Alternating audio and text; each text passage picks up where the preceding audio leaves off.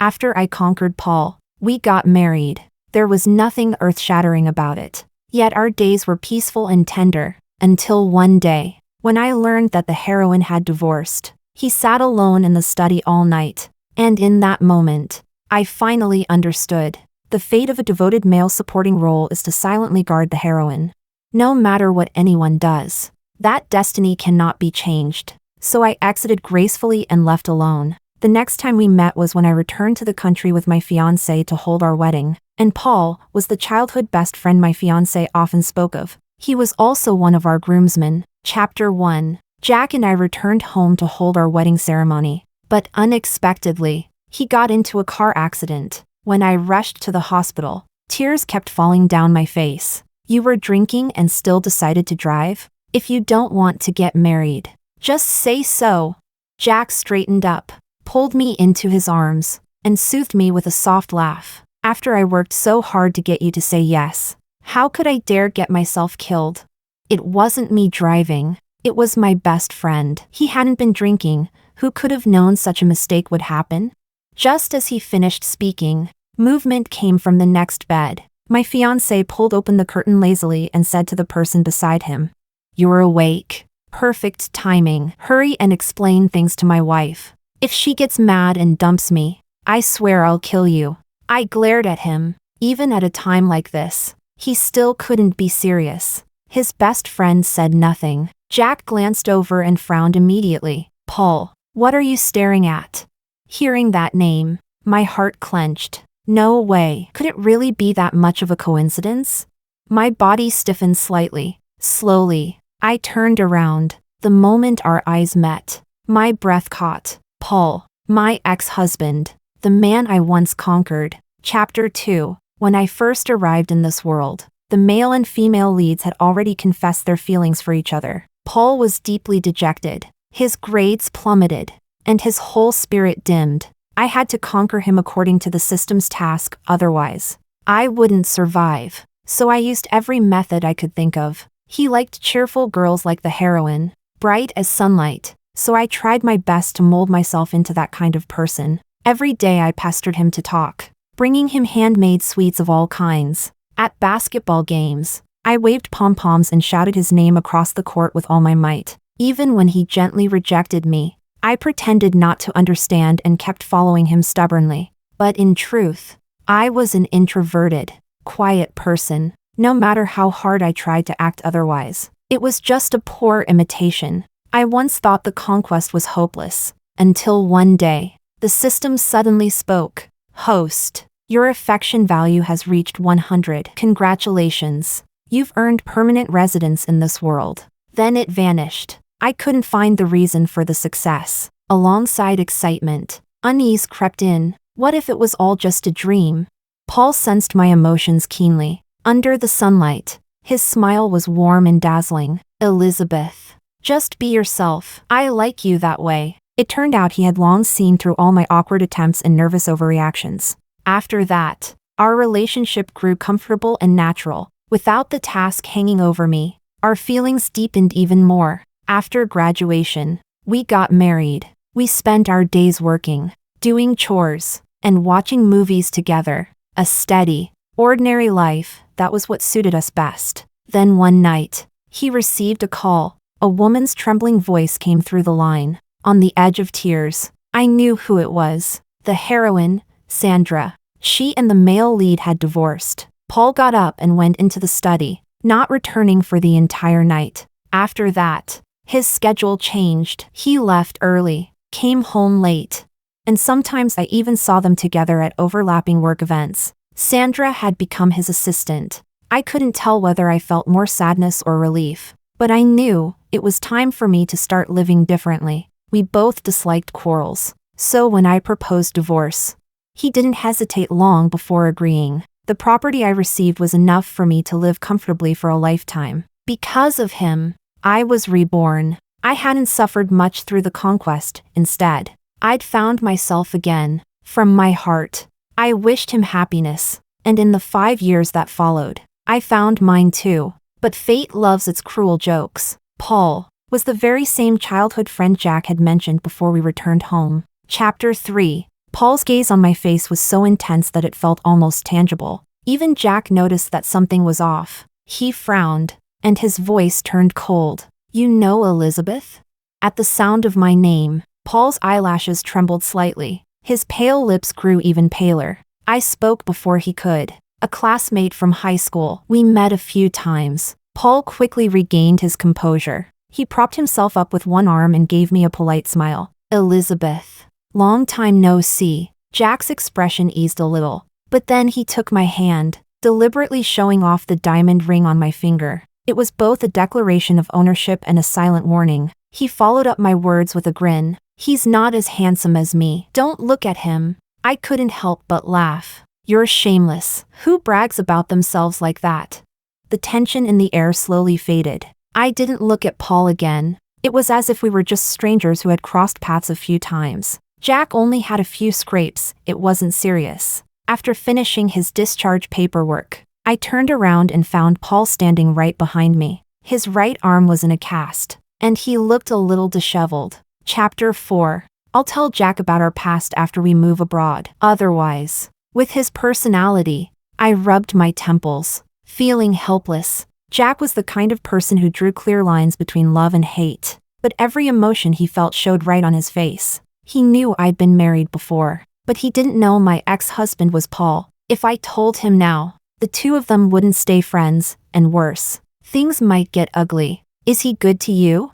Paul's sudden question caught me off guard. I froze for a second. "He's good." Talking about such things with an ex felt strange. The air between us grew quiet. Just as I stood up, a woman came rushing toward us. She brushed past me and went straight to Paul, naturally holding his arm to inspect it. "Paul, why didn't you tell me you were in a car accident?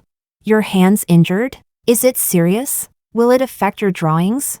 It was Sandra. She looked much more mature than in our younger days, but her features were still striking. Paul gently pushed her away. "I'm fine." Sandra blinked, finally noticing me. Her expression shifted slightly before she forced a smile. "Elizabeth. Long time no see." I nodded, thinking for a moment before explaining. "We just ran into each other by chance and chatted for a bit. I came back to get married." "I see." She let out an almost imperceptible sigh of relief. Paul pressed his lips together, his left hand clenched so tightly that his knuckles turned white. Chapter 5. That night, I was leaning against Jack's chest as we watched a horror movie together. The plot was so dull that neither of us was really paying attention. I hesitated, unsure whether to tell him the truth right then, but Jack suddenly spoke up. "Let's not have Paul be our groomsman after all." I let out a breath I didn't realize I'd been holding. "Why?" I asked. Jack rubbed his nose against my neck playfully. "He's injured, it's inconvenient, and the symbolism isn't great. It might jinx our perfect love." I turned to look at him, surprised. "You're superstitious now?" He didn't confirm or deny it, just a feeling. He said casually, "And the way he looks at you feels off. I hope I'm just imagining things. Otherwise, that friendship is done." I looked away, expressionless. As expected, it was better to wait until after the wedding to tell him. Jack had lived abroad for years. Now that he was finally back, he naturally had a string of dinners with old friends. Since I didn't want to risk running into Paul or their mutual friends, I usually didn't go. In truth, hardly anyone had known about my marriage back then. We were both quiet types, skipped the big ceremony, went straight to the honeymoon, treating it as a travel wedding. Even on social media, we never showed our faces. It was basically a hidden marriage. After declining too many invitations, Jack eventually held me pitifully in his arms. "Wife, just come with me once, please? Otherwise, I'll look so miserable." I raised an eyebrow. "Aren't you afraid I'll run into Paul?" I didn't invite him. These are my high school friends. He doesn't know them. I couldn't resist his puppy dog expression and finally agreed. When we arrived at the private room, everyone there was unfamiliar to me. I relaxed, listening to them share all kinds of funny stories about Jack's past embarrassments. The mood was light and cheerful, until Paul opened the door and walked in. Sandra followed behind him, looking like she'd tried but failed to stop him. Chapter 6. Seeing that Paul came with Sandra, Jack's expression softened a little. "You're still hurt. Why are you running around?" Paul's voice was calm. It's not my legs that are hurt. Why can't I move around? There was an edge to his tone, and when he said that, his gaze fell squarely on me. The whole room went silent. No one knew what was going on. Jack stepped in front of me, jaw tight, struggling to contain his anger. How did you know we were here? A lazy voice came from outside the door. Of course I told him. I've been trying to get this guy out for ages, now that he's got a wife. He's forgotten all about his old buddies. Huh? My breath hitched. That was one of the very few people who knew about my marriage to Paul. When I looked up, my eyes met Pablo's. He stumbled back, startled. Holy shit, Elizabeth? You? Jack turned his head sharply, his expression cold and cutting. You know her? Pablo immediately realized something was wrong. He stammered, trying to backtrack. Yeah, we've met a few times. Just surprised. That's all. Haha. The vein on Jack's temple pulsed, his whole body drawn tight like a bowstring. Someone tried to step in and defuse the tension. Surprisingly, Jack didn't press further. I've had too much to drink tonight. Not going to the next round. I'll take my wife home first. I stood and took his outstretched hand. The pressure of his grip told me just how hard he was fighting to stay calm. I kept my face composed, offering the others an apologetic smile. Sorry. We'll catch up next time. Paul's gaze dropped from our intertwined hands. He looked like he'd been drinking too. His eyes were slightly red. Then he said, quietly but clearly, "She's my ex-wife." Chapter 7. That calm voice was like a spark landing in a barrel of gunpowder, igniting the rage that had barely been held back. Jack turned around and punched him square in the face. His teeth clenched. You're saying this now? What the hell do you mean by it? Sandra rushed to help Paul, her face full of panic. Jack, what's wrong with you? He's still injured.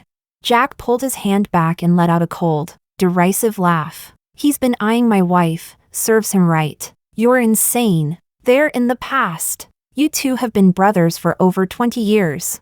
Sandra glared at Jack angrily. But Paul brushed her hand away. His gaze cut through the crowd and locked onto my face. Sharp, unwavering. Our eyes met. No longer calm. Can't move on. His voice was soft, almost like he was speaking to himself, yet clear enough for everyone to hear. The room went utterly silent. Pablo covered his face, unable to watch. Sandra turned pale, tears slowly welling in her eyes. Paul stood up and walked toward Jack. Despite the split on his lip, there was a storm in his eyes, one I'd never seen before. Eyeing your wife, he said hoarsely. She was my wife first. You're the one who took advantage of my absence. The real thief. Jack's fury exploded. Paul, you're asking for it. Each punch landed harder than the last. Paul refused to back down. The two of them were hitting each other like they meant to kill. Pablo rushed forward to break them apart, nearly crying. Stop it! Paul's hand is still injured. What if it gets worse? When he realized his words weren't working, he turned to me for help. Desperate. Elizabeth, come on. Maybe you can stop them? I smiled gently. Go ahead. Keep fighting. If one of you dies, even better. Both men froze instantly. Chapter 8. The cool night breeze carried the faint brine of the river, damp and sharp, cooling the heat of anger in my chest. I looked coldly at the man across from me, his injuries still bandaged, and now a few new bruises on his face. Are you sober now? I asked flatly. I'm sorry. Paul lowered his eyes, unable to meet mine. I almost laughed from sheer exasperation. Do you think I wanted an apology? I thought I made everything clear that day. Avoiding each other's presence. That was supposed to be our unspoken agreement. I'd done my best to keep that boundary. And what had he done? I looked out at the shimmering river, taking a deep breath. Paul, I really don't understand what you were thinking. Why did you have to embarrass everyone like that? His voice was hoarse. I don't understand either. Just like I don't understand how you could walk away so calmly back then. 5 years. He said bitterly, not a word, not a trace. When he lifted his gaze to me, his entire being seemed drowned in sorrow. Elizabeth, I've thought about it all these years. Did you ever really love me? I couldn't comprehend it. What's the point of saying this now?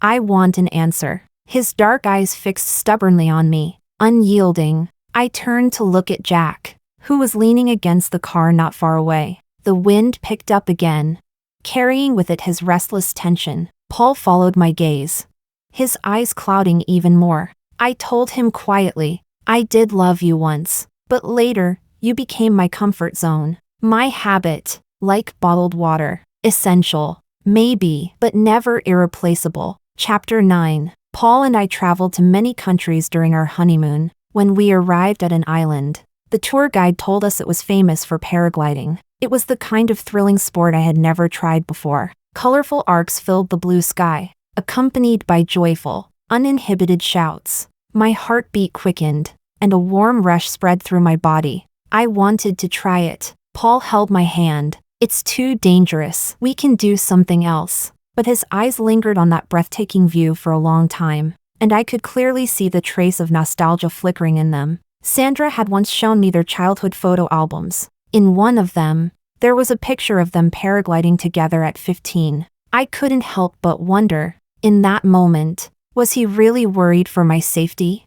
Or was he secretly protecting a memory that once belonged to the two of them alone?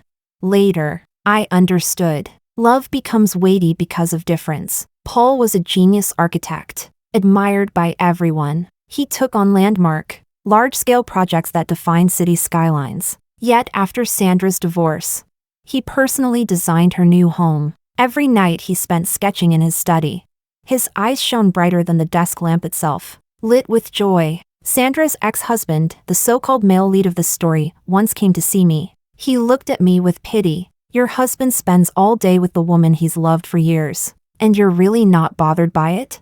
When Paul found out, he explained it to me immediately. He cheated on her, and he keeps bothering her. I'm just protecting her for now. Elizabeth, don't misunderstand. He looked flustered for once. My tone was calm. It's okay. I don't mind. Paul seemed momentarily stunned. And truly, I didn't mind. I'd always been a passive person, measuring how much love to give based on how much others gave me. Just like Paul's love for Sandra and me, there were always degrees, lighter and heavier, less and more. My love for him followed the same rhythm. When his love for me was most intense, I loved him too. Then, slowly, that love became habit. I thought living quietly like that for a lifetime wasn't so bad. But now it just felt like freedom after breaking invisible chains. If both the hero and heroine of this world could break from their destined paths and choose new lives, then why should I continue living in this lukewarm, slow-boiling comfort?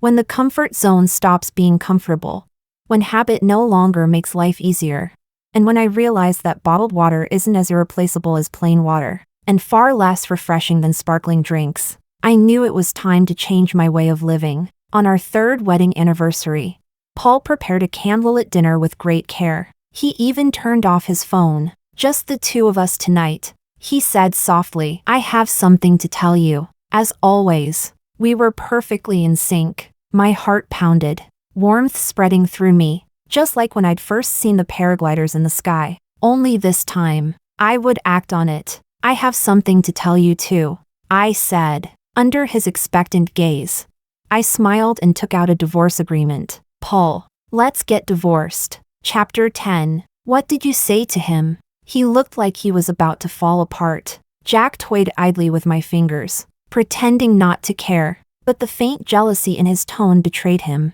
I knew he wasn't in a good mood, so I gently intertwined my fingers with his. Do you want to know? I asked softly. The driver, sensing the tension, quietly raised the partition. Jack leaned back and closed his eyes, exhaustion written across his face. Forget it, he murmured. It wasn't really the right place to talk. I glanced at our still-clasped hands, his grip firm and unwilling to let go, so I didn't push it. When I entered the code at the gate and the crystal chandelier flickered to life, Jack's kiss came down like a sudden storm. He always kissed like that, fierce, consuming, as if stealing my breath was the only way to survive. By the time my knees went weak, I was clinging to him, gasping for air. He was clearly shaken that night, his emotions far more turbulent than usual. He lifted me onto the entryway cabinet, his arms caging me in, leaving no room to escape. When that aggressive,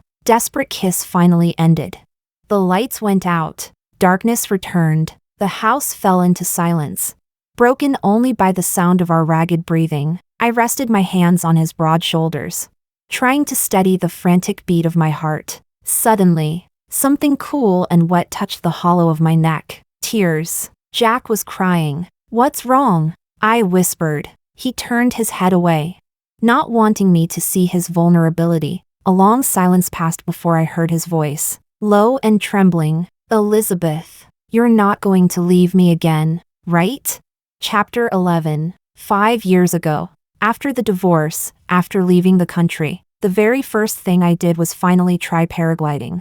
Something I had once feared but longed for. When it was over, my legs were trembling so badly I could barely stand, but my face couldn't hide the exhilaration. Jack reached out and caught me before I fell. That was the first time we met, a brief encounter between strangers, yet the conversation flowed effortlessly. He thought I was an extreme sports enthusiast. After we exchanged contacts, he shared all kinds of tips and hidden adventure spots with me. Soon we were climbing mountains, surfing, skiing together. Those few months were more vibrant and alive than the entire first half of my life. Jack introduced me to many friends, and little by little, I began to feel like I truly belonged somewhere again. As we got closer, some of them would tease us. They said they'd never seen Jack so patient with anyone before. I just smiled, saying nothing. My previous marriage hadn't been miserable, but it hadn't been fulfilling either. So I didn't resist the idea of starting something new.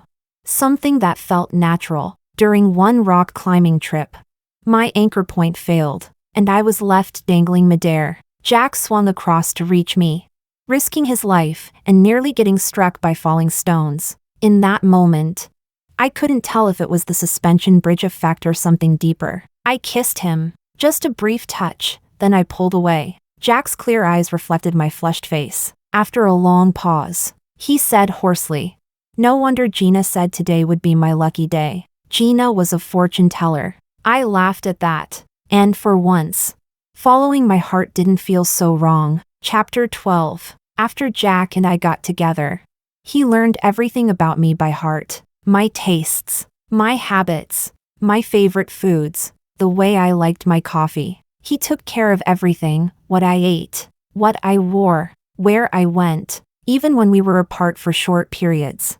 He'd report every little detail of his day to me. Our friends often said his care and attentiveness were almost inhuman. They couldn't imagine that someone so wild, sharp-edged, and addicted to adrenaline could become so clingy when in love. But only I saw the side of Jack that no one else knew. His possessiveness was terrifying, so intense it bordered on obsession, even madness. He couldn't stand me talking to other men, even if it was just normal conversation. The frightening part was that Jack hid it well. All those dark, turbulent emotions were buried beneath a calm, charming mask, until one day, I accidentally found a hidden compartment, and inside it, his diary. It was filled with words so fervent, so suffocatingly full of love for me, that I could barely bear to read them. He wrote that he was afraid of hurting me, so, to stay rational, he used pain to remind himself to stay in control. I once saw him with my own eyes,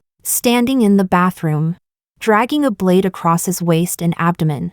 Again and again, I'd always believed in reciprocating affection equally. But Jack's love had long surpassed what I could comprehend. I couldn't return it, and if we continued like that, it would destroy both of us. So I left. To my surprise, he didn't chase after me, didn't call, didn't come. A full year passed in utter calm. But sometimes, in the middle of the night, I'd wake up haunted by the memory of that blood-streaked bathroom. Humans are complicated creatures, unable to accept fully, yet incapable of letting go completely. Then one day, I received an email from a ski resort. It was about a graffiti wall, something Jack and I had contributed to during a one-year promise event. The resort had promised to send us updated photos every year. A marketing gimmick, really, but it carried beautiful memories. When I opened the email, I froze. There were no other visitors' drawings left. The wall had become Jack's personal diary. Line after line,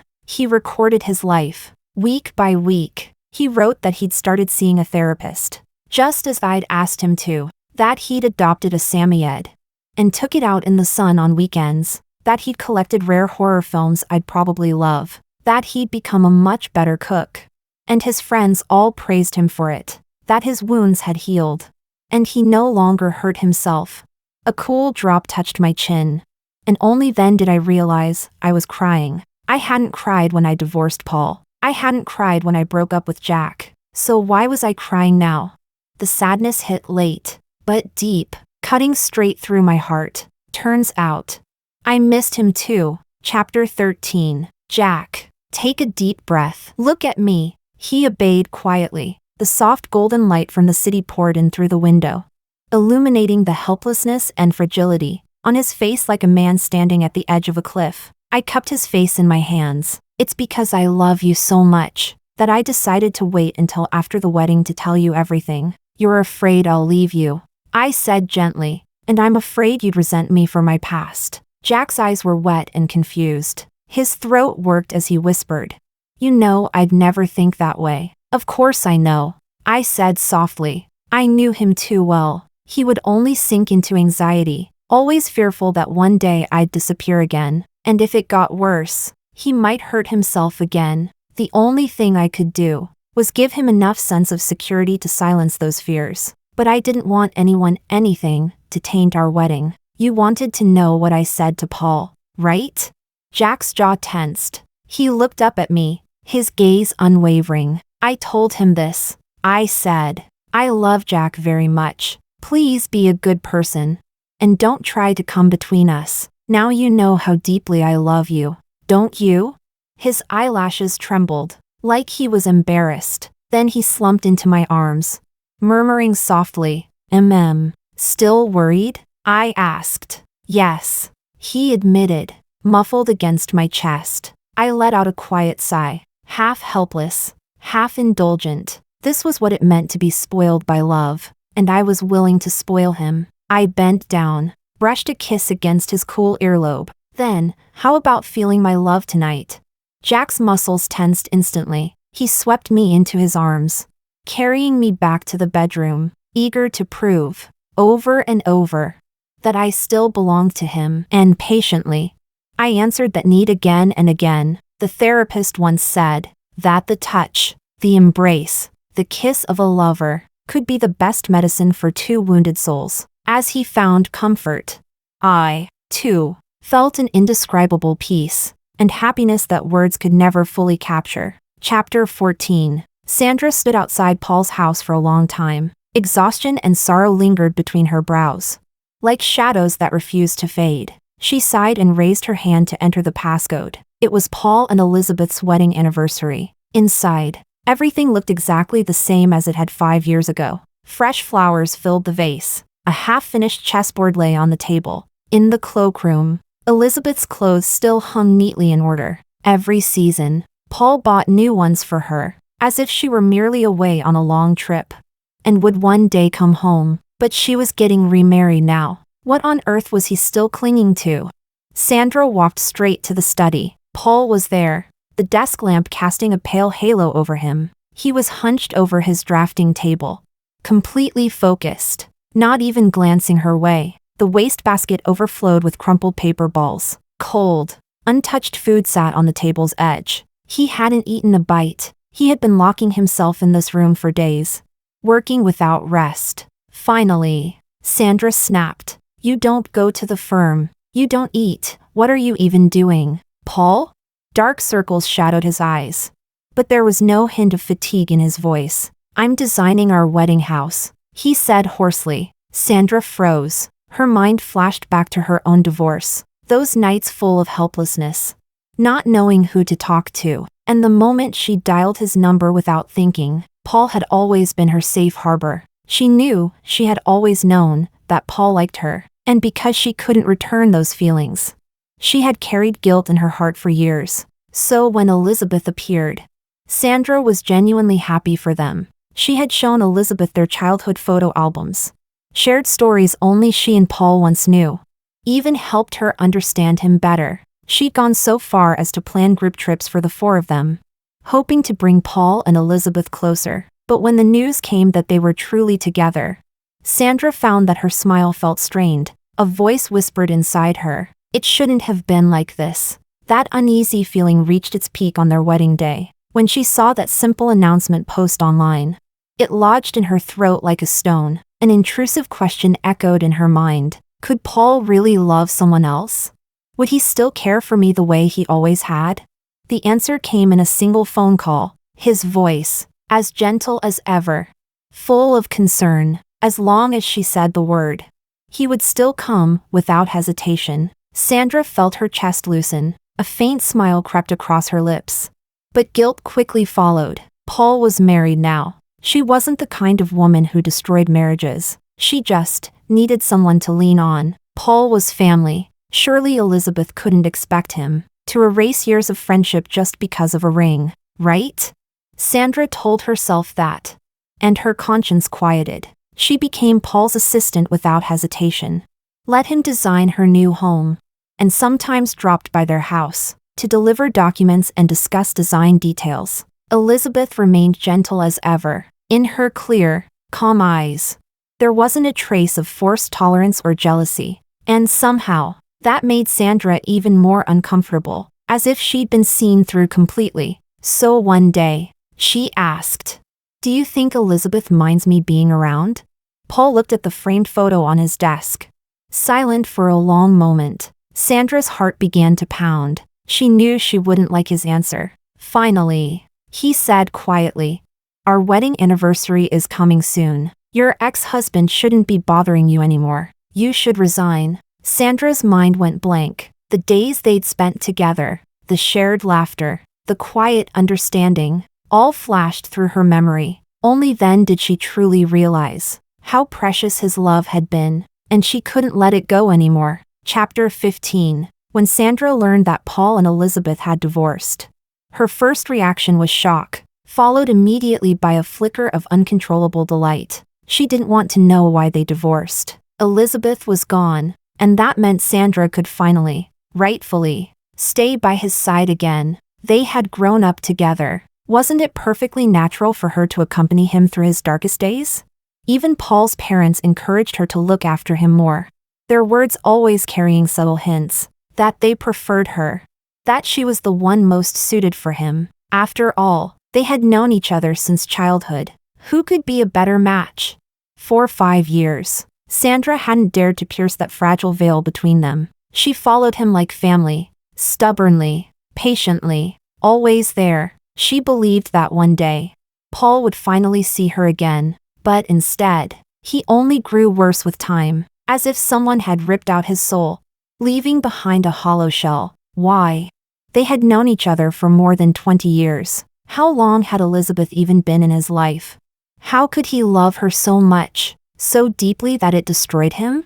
It wasn't fair, not to Sandra, when she saw him in that private room, losing his mind and throwing punches over Elizabeth. Something in her finally broke. Tears streamed down her face as she cried out, "Haven't I done enough? Why do you still treat me like this?" Pablo, leaning against the wall with a cigarette, looked at her with open disdain. "What are you so proud of? Moved by your own devotion? If it weren't for you, they'd never have divorced in the first place. Keep lying to yourself if you want, but don't take the rest of us for fools." She froze. Lying to herself? Then what about Paul? Wasn't he lying to himself too? For 5 years, she had endured the whispers, the judgmental stares, and Paul's cold distance. Even her ex-husband had mocked her. "So you're no different from me after all," he'd said. Why did she have to carry the blame for their failed marriage? She was done being the scapegoat. She was done with all of it. Chapter 16. The tightly wound string in Sandra's mind finally snapped. With a scream, she lunged forward and tore Paul's blueprints to shreds. Her voice cracked, trembling with fury, still pretending to be some tragic lover. "Are you? When you found out I was divorced, can you honestly say you felt nothing? When you asked me to be your assistant, don't tell me there wasn't even a hint of selfishness. And when you designed my new house, you didn't think back, even once. To those days when it was just the two of us? Her words came sharp and relentless, each one stabbing into his skull like needles. Paul's head throbbed violently. A wave of nausea rolled through his chest. He bent over, choking, one hand gripping the edge of the desk. His wrist bones jutted out beneath pale skin, a thin, fragile frame trembling with exhaustion. His throat felt stuffed with cotton. He couldn't vomit, couldn't swallow, could barely breathe. When he finally looked up at her, his voice was low, ragged. "You're right. I did waver. But before I could even figure out what I'd done wrong, she had already let me go. I don't even know when her love for me disappeared," he whispered. "And when I realized it was gone, do you have any idea how terrified I was?" Sandra had never seen him like this, so broken, so utterly lost. And for the first time, she felt an ache of pity for herself. "You still can't let her go," she said bitterly. "But what difference does it make? Elizabeth is marrying your brother. You can't change that." Paul's eyes went bloodshot. He roared, "Jack is not my brother. He's a thief. Elizabeth is mine. She was meant for me." Sandra instinctively stumbled backward. In that moment, she realized with horror, Paul had completely lost his mind. Chapter 17. After saying it aloud, Paul only grew more convinced. Through countless sleepless nights, he kept replaying everything in his mind. Why had Elizabeth suddenly transferred to his school? Why had her family never once appeared? Why had she forced herself to be near him, when it was clear she hadn't liked him at all? Yes, Paul had seen what Elizabeth looked like when she truly loved him, and that was exactly why he knew. At the very beginning, she hadn't. Her closeness had felt deliberate, as if she'd been trying to complete some sort of task. He remembered the way she'd looked when he rejected her, the resistance written all over her face. He remembered the flush of her cheeks after she cheered for him on the basketball court. She'd smiled at him, yes, but her eyes had been filled with despair. Back then, Paul hadn't understood. He didn't know that curiosity was the beginning of his downfall. He never expected to really fall for her. When had she truly started to smile from the heart? He thought back to the moment he told her, "Just be yourself. I like you that way." Paul had loved the real her. That day, Elizabeth clung to him, sobbing, whispering thank you over and over again, as if he had saved her life. Paul's eyelids twitched. Every time he tried to think about Elizabeth's past, her origins, his mind fogged over, lost in a haze of confusion and dissonance. His instincts screamed at him to confirm his suspicion.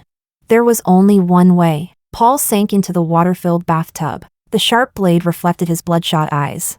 And yet, there was a frightening spark of excitement in them. Without hesitation, he sliced open his wrist. Crimson spilled into the clear water, spreading like blooming flowers. And as he hovered on the brink of death, he heard a faint, distant sigh in his mind. "If you knew this would happen, why did you start at all?" Chapter 18. The day before the wedding.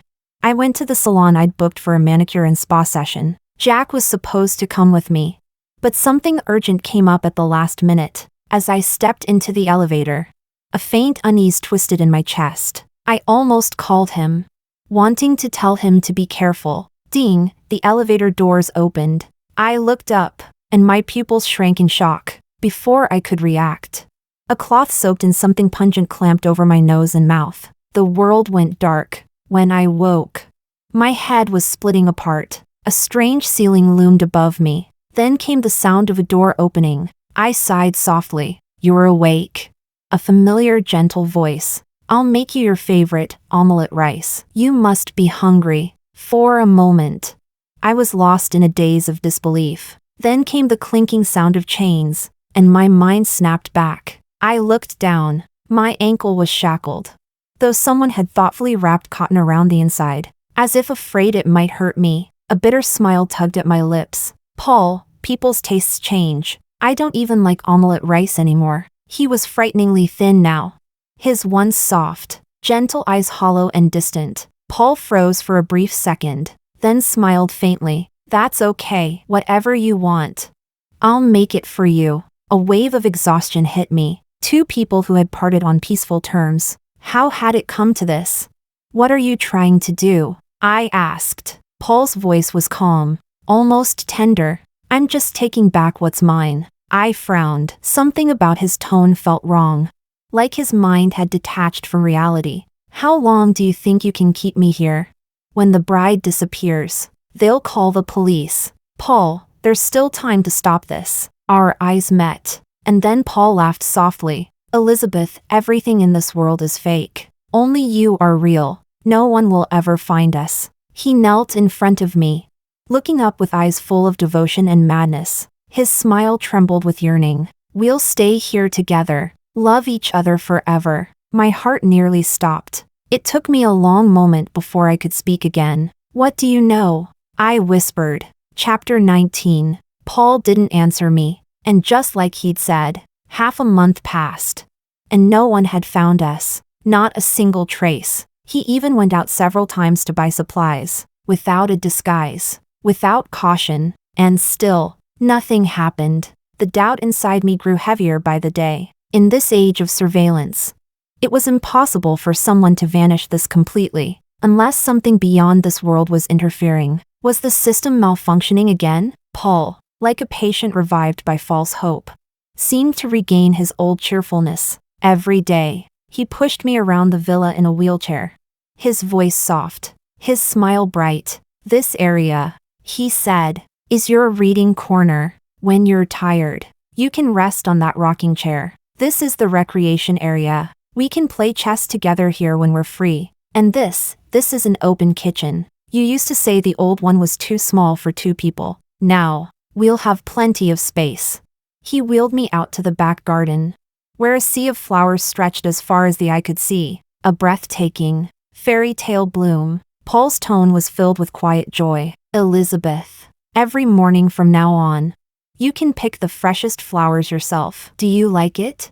I froze for a moment. Then I understood. This was it. Paul was rebuilding our wedding house, trying to mend what could no longer be mended. The thought was so absurd that it almost made me laugh. Don't you think it's a little too late for this? I asked quietly. Paul paused, then shook his head. No, it's not too late. We still have plenty of time. I looked at him, my voice steady. I don't love you, Paul. No matter what you do, I won't fall for you again, even if you keep me locked here forever. In the end, all you'll have is a corpse. As soon as the words left my mouth, a warm droplet fell onto the back of my hand. Paul was crying, in his tear-filled eyes. I saw my own reflection, a weaker, paler version of myself. The calm mask he wore cracked apart, revealing fear and confusion beneath. Then what should I do? He whispered hoarsely. What do I have to do to make you love me again?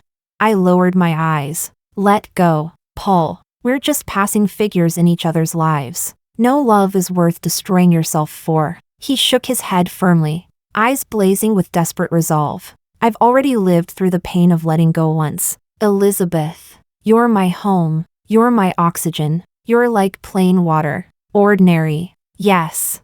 But only when it's gone do I realize I can't live without it. The swirling emotions in his gaze finally hardened into something cold and unyielding. He wiped away the tears at the corners of his eyes. I won't make the same mistake twice. Chapter 20. I started making requests of Paul. To my surprise, he looked delighted, as if my demands were a sign of reconciliation. I hate sitting in a wheelchair, I told him. He immediately unchained my ankle, but then he sealed off the entire third floor. I could only move around the main level. Still, that was enough. Paul's image of me was frozen in time. 5 years ago, gentle, harmless, frail. He was certain that even if I wanted to escape, I'd be powerless to do so. But years of outdoor training had strengthened me. My arms were no longer soft and delicate. So when he left the house again, I went straight to the storage room, a place I had already inspected in secret.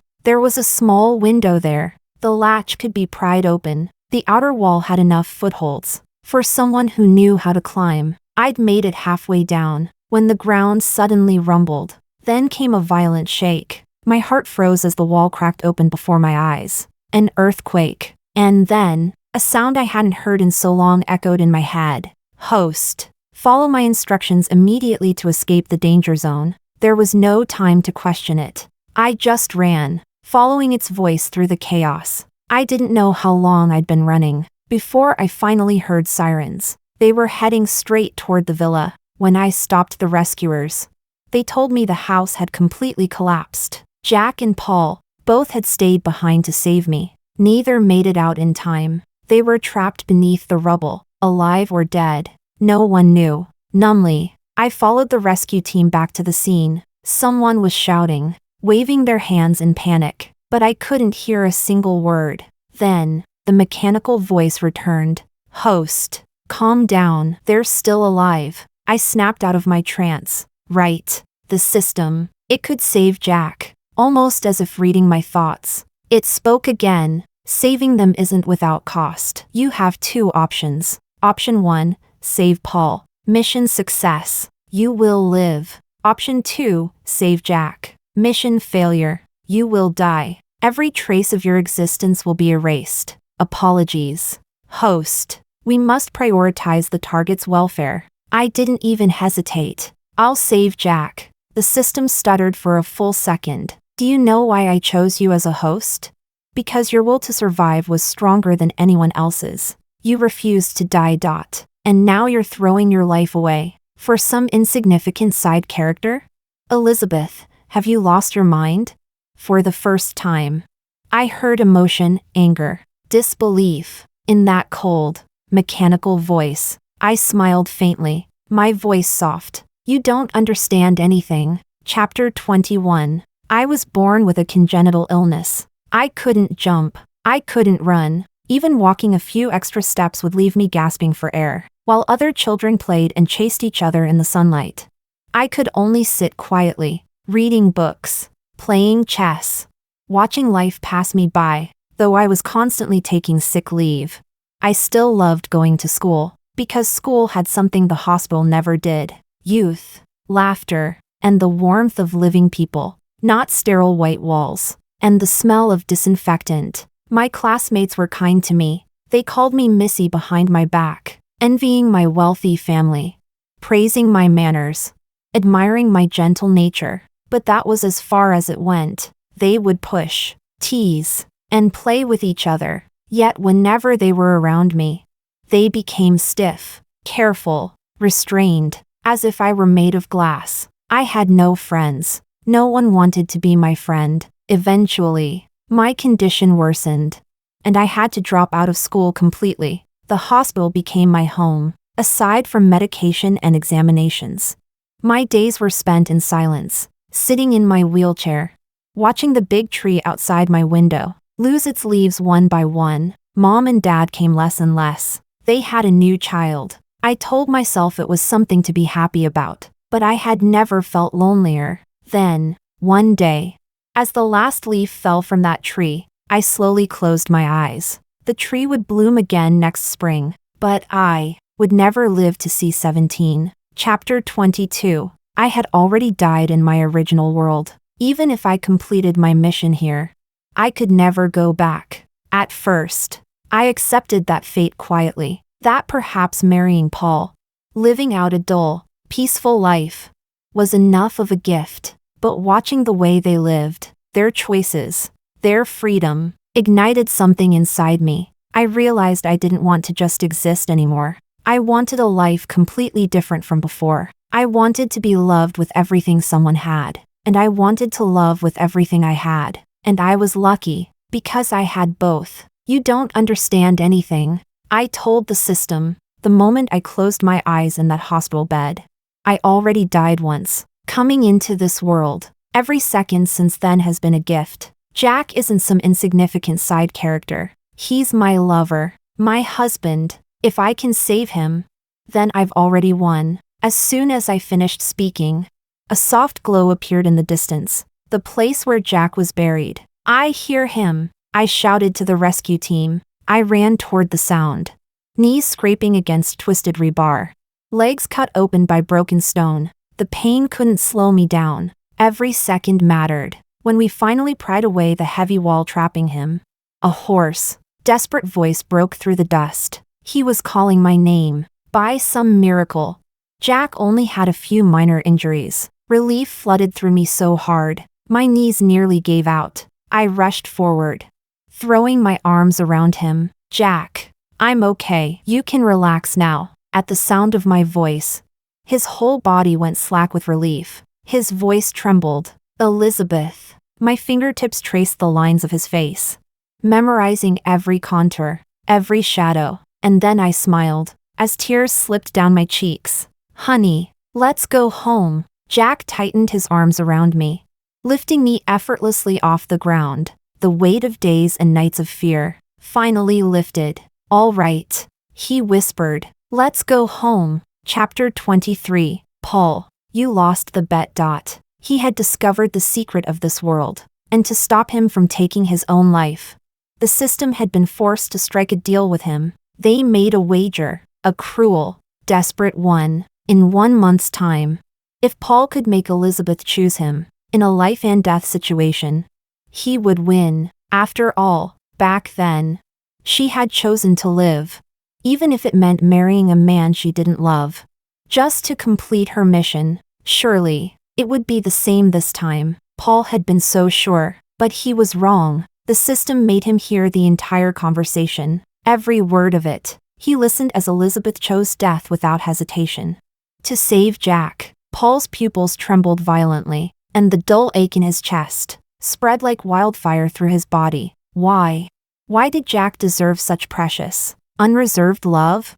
When it was him who had been there first, him she had come into this world for. The protest rose in his heart like a scream, and spilled from his eyes as a single tear. The system's voice was merciless. According to the terms of the wager, your protagonist halo will be revoked. Your life and death will no longer affect the operation of this world. Elizabeth had already completed her mission. No matter whom she chose, her existence would not be erased. Still, her unwavering choice shocked even the system. As compensation for deceiving her, it granted her a blessing. She and Jack would live a smooth, peaceful life together, healthy, safe, and untouched by tragedy. The moment Paul's halo vanished, a slab of concrete came crashing down. The noise drew the rescuers' attention. They found him buried under the debris. Barely alive, he was rushed to the hospital, his body broken, his mind fading, and just before his consciousness slipped away, a single thought flickered weakly in his mind. If I could start over, would the ending be any different?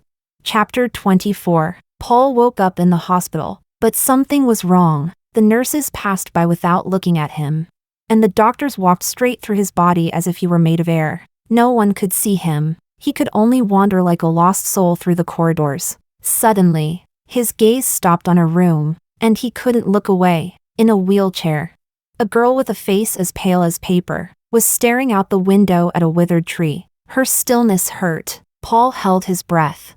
Approaching slowly, she lifted her eyes and met his. Then she looked toward the woman beside her, confused. Can't she see you? Paul tried to steady his voice before answering. No, no one can see me. Elizabeth lowered her gaze, her fingers trembling slightly. Did you come to take me with you? Paul froze for a moment. No. I don't think so. She sighed in relief, and gave him a radiant smile. Thank you. From that day on, they became friends. They talked about everything and nothing, until, suddenly, Elizabeth fell silent. Paul followed her gaze. On the television, a commercial showed a woman, screaming with excitement as she went paragliding. It was the kind of adventure Sandra would have loved. But Elizabeth, her body stiffened. She looked at him, her eyes full of light. Do you think there's another life after this one? If there is, I'd like to try it someday. It was like being struck straight in the chest. A dry, burning pain that stole his breath away. In that moment, Paul understood. Elizabeth's love had begun to fade since then. Elizabeth used to say she didn't like the wheelchair. Elizabeth used to say she loved to walk. Elizabeth used to say she wanted to travel. Elizabeth used to say she dreamed of flying in a paraglider. And he, what did he ever do for her? If only he had gone with her that time. Would she have still loved him? Elizabeth waved a hand in front of his face. Are you okay? Paul looked at her slowly. His voice was rough. trembling. Yes, and in your next life, you'll have a healthy body. You'll meet someone who will go with you wherever you want, and you'll be happy for a whole lifetime. Elizabeth smiled, blushing. After that day, her health suddenly worsened. In the operating room, the doctors shook their heads. In the dim light, she turned her eyes toward an invisible point. As if she still wanted to say something, Paul leaned closer to listen, with a faint breath. She whispered, "Will that person be you?" Paul froze. He remembered the last thing the system had said, before he lost consciousness. "Who told you that you never had a second chance?" His throat tightened. Tears blurred his vision. He nodded with all his strength. Elizabeth smiled softly, and slowly closed her eyes. In his mind, a mechanical voice echoed, "Hello, host. Conquest System 003 at your service. Your mission target is Paul." In the intensive care unit, the heart monitor let out a sharp beep. A single tear slid down Paul's cheek, and his heart finally stopped.